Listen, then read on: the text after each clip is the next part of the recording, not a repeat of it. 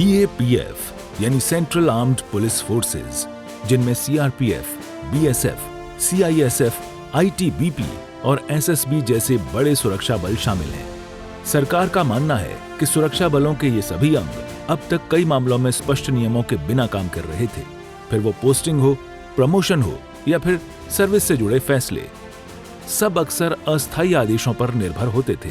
लेकिन अब केंद्र सरकार CAPF बिल 2026 लेकर आ रही है, जो इन सभी व्यवस्थाओं को एक स्थायी और स्पष्ट कानून में बदलने जा रहा है।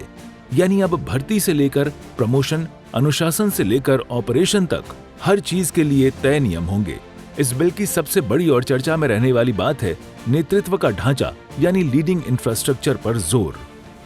CAPF बिल 2026 के मुताबिक सभी सुरक्षा बलों में इंस्पेक्टर जनरल यानी IG के 50% पद और डिप्टी इंस्पेक्टर जनरल यानी DIG के 20% पद IPS अधिकारियों के लिए आरक्षित होंगे।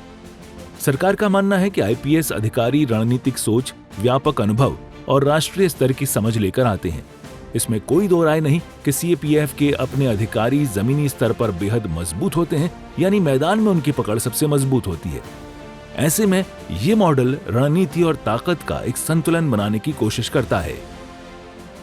इस बिल के आने से, central armed police forces bill के आने से जो पुलिस है वो आधुनिक होगी। फोर्सेस जो है वो उनमें तेज समन्वय और तेज निर्णय लेने की क्षमता जो है वो बढ़ेगी, जिससे देश की आंतरिक सुरक्षा जो है वो मजबूत होगी। और CAPF और IPS के बेहतर समन्वय से देश की सुरक्षा और मजबूत होगी। साथ ही साथ जो गृह सुरक्षा के मामले जो हैं, जैसे नक्सलवाद, अंदरूनी जो छुटपुट चीज़ें चली रहती हैं, उनको नियंत्रित करने में वो उनके अनुभवों का इस्तेमाल, काबिल अफसरों की अनुभव का इस्तेमाल जो है वो भारत कर पाएगा। इसमें से तेज़ प्रमोशन होगी और बेहतर प्रमोशन और बेहतर कैरियर होने से जवानों का मनोबल बढ़ता है, जिससे उनके अंदर निर्णय लेने की क्षमता जो है वो और नेतृत्व करने की क्षमता बढ़ती है, जिससे वो किसी भी विकट परिस्थिति में एक बेहतर निर्णय ले सकते हैं और जो आने वाले समय में हमारे देश की आंतरिक सुरक्षा के लिए एक मील का पत्थर साबित होगा।